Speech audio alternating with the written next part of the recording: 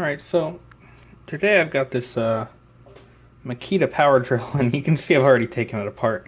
I just kind of now thought, hey, maybe I should kind of record a video for this. But I've got this Makita power drill, and it's fairly old, it seems. But I think I picked it up for $5 at a garage sale at some point, and I was kind of looking around for batteries for it, and I ended up finding that my local Batteries Plus carried the battery, and it was only 29 bucks. So I've got that here. I just went out and got it, and you know, the first thing I did, of course, was I plugged it into the drill, and it did nothing. So I figured, oh, maybe the battery's dead. It's probably been sitting on the shelf for a while. This is kind of like a really old style battery for these old Makita power drills. So I decided at that point to go home and plug it into the charger that came with it, and the charger didn't light up when I hit the button like it says. It says plug it in and then press the button. It'll light up for an hour and then it'll go off, and that means basically it's charged. It's apparently a quick charger, but it doesn't light up. So we've got the charger, and I've tested the battery with a multimeter. It reads perfect, almost 10 volts, and it's supposed to be like 9.6. So it's got the power. It should have at least done something with the drill.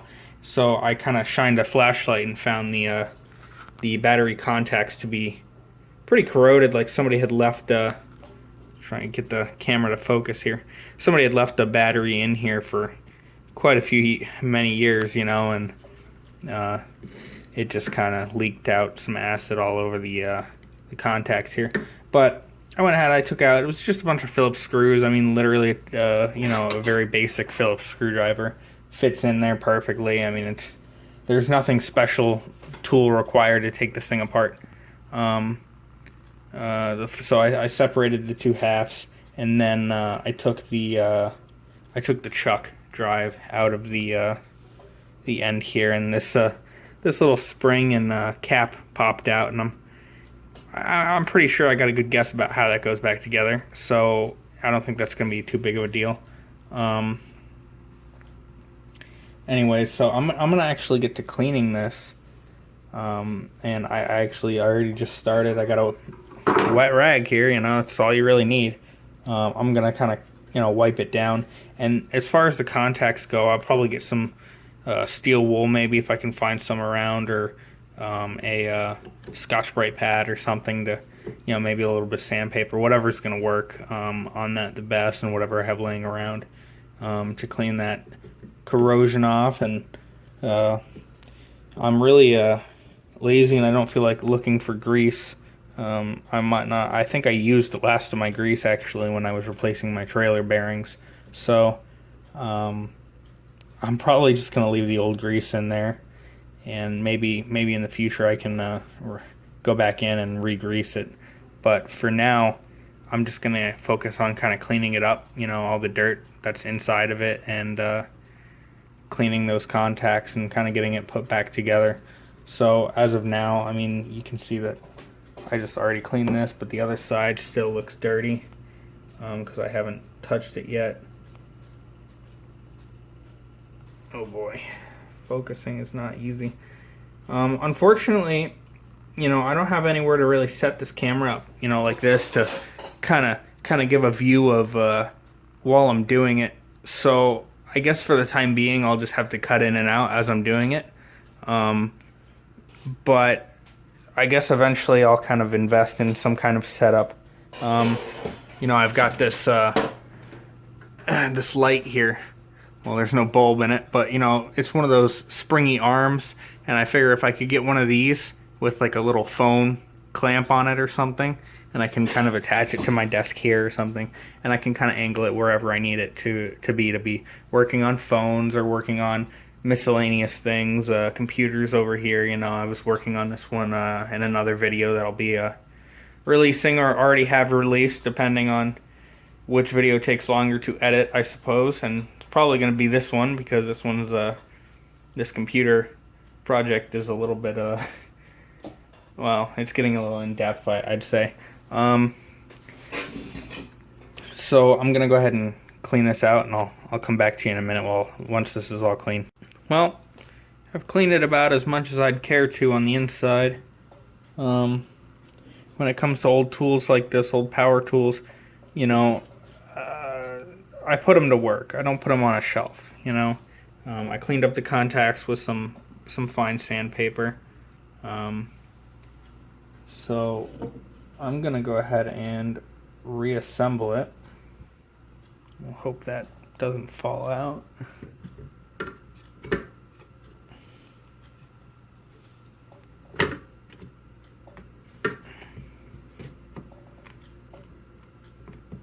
I might have to push it together off camera because it's fighting a little. Oh. And there it is. So it's together. I'll drop some screws in her.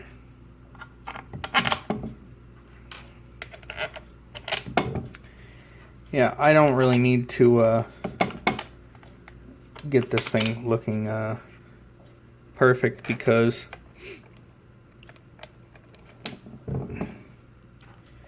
I'm gonna be using it if it's any good, even though it is old.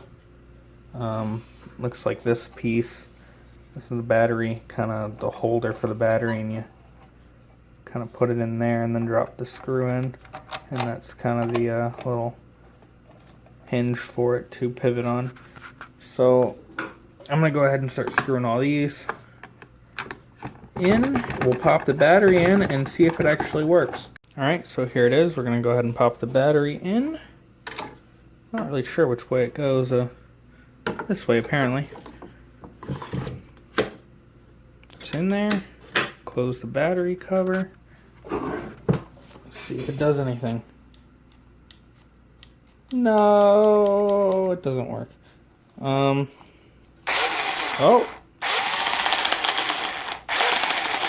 I hear something weird going on inside. That's one direction. We put it in, that was, I think, this reverse.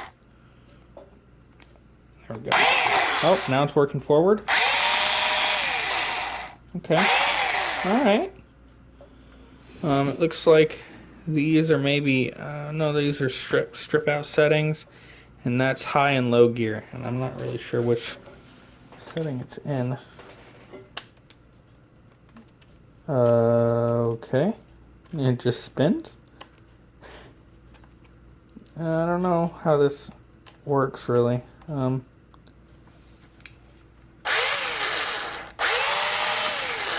That's high gear maybe, and then we turn it the opposite way, and is that? Yeah, it's going slower now. Interesting.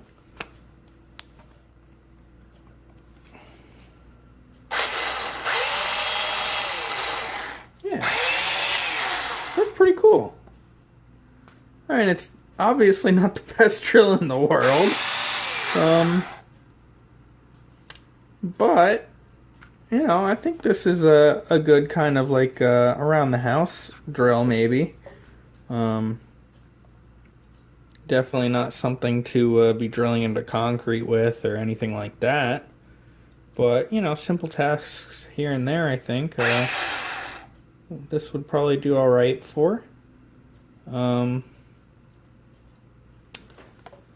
Yeah, so I think we're gonna go ahead and take apart this charger since it doesn't seem to want to work, and see if there's any corrosion or anything going on in there that would kind of indicate that it needs to be fixed, or if it can be fixed, or, you know, whatever. I mean, at this point, I've got the working drill and battery. I can kind of make a battery charger for this.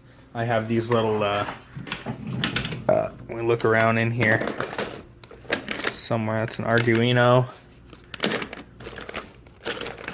Find one of these things. I got several of them kind of scattered about.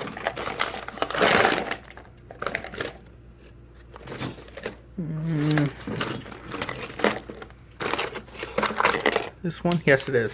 So this is a adjustable voltage either step up or step down. It'll step, you know, from, I think it's between like 3 volts to 20 volts, down or up to between the same 3 to 20 or something like that. You just, you know, you plug, I usually go 12 volt to, you know, something, but it's also 3 amps, so it'll be charging at 3 amps. So I'm not really sure what, I don't know if this will say on it, the output. Yeah, 1.5 amps. So I don't know if that battery will be able to take 3 amps, but I mean, I don't know. Well, we'll try to get this thing to work first, and if not, maybe I'll just blow it up with the 3 amp voltage step down thingamajig. We'll step 12 volt down to, I think, 9.6 is what this is. Is that what it is? Yeah, that's 9.6. I've taken the screws out, and I can actually see a little bit of, well, no, that's probably just green plastic, but I was thinking maybe corrosion.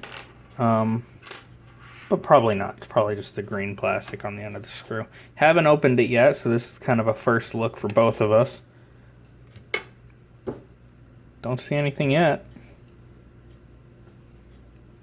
I don't know if I can drop the guts out of here or what. It's probably got some big ass, probably got some big capacitor in it or something that's gonna shock me, of course. Okay. Well, there's that. It really looks simple. There's a fuse here. Oh my god.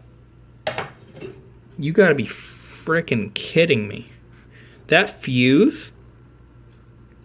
That, I haven't looked at it close enough yet to be 100%. That fuse looks blown, though. And I find that funny because every time I've ever taken apart a broken circuit board, or taken apart a broken electronic device with a circuit board in it, and it's got fuses on it, the fuses are always good. They never go. They never blow. Ever.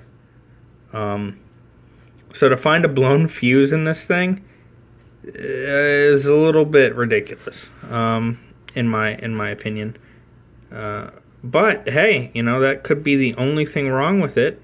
I'm going to inspect it further. But if that's it, I'm going to throw another 5 amp fuse in there and I guess plug it back in and see what happens. Here's with the flash on, if I can get it to focus in there. That fuse is 100% blown. I don't know if you can see the separation, but I just looked at it. It is 100% separated in there, blown fuse. So I'm going to go ahead and replace it, and we'll see what happens from there. Okay, so apparently I don't have any 5 volt fuses in my collection of fuses. So that means a second store run to go buy a 5 volt fuse. And I figure while I'm at it, I might as well buy a fuse caddy. That way I don't have to solder in a new fuse every time it blows. So I'm back from Advance Auto, which is my favorite auto parts store. And we got some of these guys. And these are to connect to these 5 amp fuses that I bought. And like many of you might think I would do, or might do yourself, you'd take these, you'd cut the little kind of wires off the side of that old fuse. I can't even get it to focus. You'd cut the wires off the sides of that old fuse, and maybe just, you know, crimp these onto what's remaining of those wires, and then plug your fuse into these. No, I don't like crimping things. It's it just you know, I avoid it. So we're gonna do it completely different. We're gonna take those little plastic covers off of these. We're gonna put some wire in there, crimp it, solder it on, then put heat shrink over it, and then solder the other end of the wire onto the board. Alright, so here's what we got. We got it soldered in on the bottom, 2 wires, the little connectors, you know, heat shrink together, and now I'm just going to plug a fuse into them, and this way, the next time that the fuse blows, it's quick and simple. Well, that was a little bit more of a struggle than I hoped. I kind of had to hold the little prongs here with the needle nose and press down on that fuse pretty hard to get it in there. But it's in. That's not saying much for if it blows immediately and me trying to get this fuse back out and put a new one in, but you know, it was worth a shot. You know, maybe it'll be easier coming out than it was going in. I kind of doubt it, but you know, worth a try. Alright, so it's back together. I suppose I should pull the battery out of this drill if we're going to test that charger. Alright, well, we're going to hope for a few things. We're going to hope it doesn't explode. We're going to hope that the socket doesn't shock me and kill me. We're going to hope that a breaker doesn't pop, because I don't want to get off my ass and go flip a breaker back.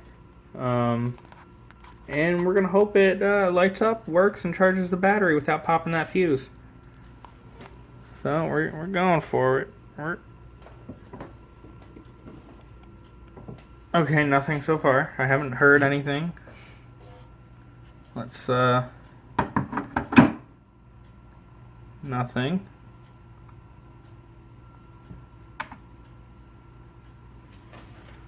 Red light. Look at that. Wow. I suppose we'll let that charge then. Let's hope it continues to work, but it seems like it's working right now, so that is pretty much going to complete this this video then. We fixed the charger, we fixed the drill, we got a new battery for it. I mean, what more could you ask for there? Everything was you know, that was broken was fixable, and now I got a good drill and a good charger for it. So that's it.